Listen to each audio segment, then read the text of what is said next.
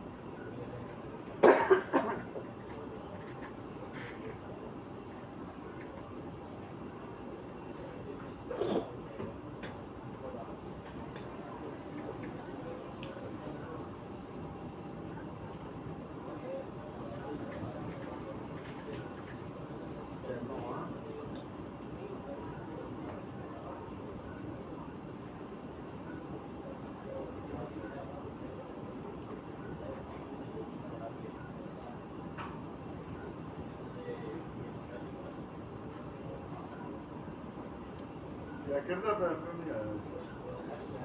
ਉਹਦੇ ਪ੍ਰੋਬਲਮ ਚੱਲ ਰਹੀ ਇੱਕ ਸਾਈ ਚਾਰਟ ਦੇ ਵਿੱਚ ਨਾ ਇਸ ਲਈ ਨਹੀਂ ਆ। ਕਹਿੰਦਾ ਤੁਹਾਨੂੰ ਫਾਈਨਲ ਕਰਕੇ ਭੇਜੇ ਭਾਵੇਂ 4 ਦਿਨ ਲੇਟ ਕਰ ਦੇ। ਮੈਂ ਹੁਣ ਆ ਜਿਹੜਾ ਇਹੋ ਜਿਹੀ ਚੀਜ਼ ਦੇ ਨਾਲ ਬਾਰ-ਬਾਰ ਨਹੀਂ ਬਣਨੀ। ਪੈਂਟ ਤੇ ਜੋ ਠੀਕ ਹੈ ਨਾ ਕਿ ਜੈਕਟ ਦਾ ਪੈਂਟ ਜੋ ਫਾਈਨਲ ਹੋਵੇ ਉਹਦੇ ਜਾਣਾ। ਮੈਂ ਪਹਿਲੇ ਆਲਰੇਡੀ ਕਹਿ ਚੁੱਕਾ। ਤੇ ਉਹ ਲੈਣ ਕਿ ਇਹਨਾਂ ਦੀ ਉਹ ਲਾਸਟ ਵਰਕਿੰਗ ਉਹ ਹੋਈ। ਲਾਸਟ ਵਾਰ ਹਾਂ। ਜਿਸ ਪੀਸ ਹੋ ਕੇ ਆਇਆ ਨਾ ਉਹ ਹੀ ਆਏਗਾ। ਇਹ ਤਾਂ ਅਮੈਂਡਮੈਂਟ ਨਾ ਕਰਨੀ ਪਵੇਗਾ ਜਿੰਨੀ ਤੇ ਡੀਪ ਕਰ ਰਹੇ ਹੋ ਉੱਤੇ ਕਰ ਰਹੇ ਹੋ ਥੱਲੇ ਕਰਦੇ ਮੋਢਾ ਥੱਲੇ ਕਰਦੇ ਮੋਢਾ ਨੀਗਾ ਕਰਦੇ ਜਿਸ ਤਰ੍ਹਾਂ ਆਉਣਾ ਹੈ ਉਸੇ ਤਰ੍ਹਾਂ ਹੀ ਚਲਾਉਣਾ ਚਾਹੀਦਾ ਵੈਸੇ ਸਦਾ ਭਾਈ ਫਿਰ ਰਿਜ਼ਲਟ ਹੋਵੇ ਉਹਦਾ ਮੋਡੀਫਿਕੇਸ਼ਨ ਤਾਂ ਕਰਨ ਦੀ ਲੋੜ ਹੀ ਪੈਣੀ ਅਗਰ ਸਵਾਈ ਕੀ ਮਸਲਾ ਹੈ ਬਣਨੀ ਤਾਂ ਫਿਰ ਲੈਣੀ ਚਾਹੀਦੀ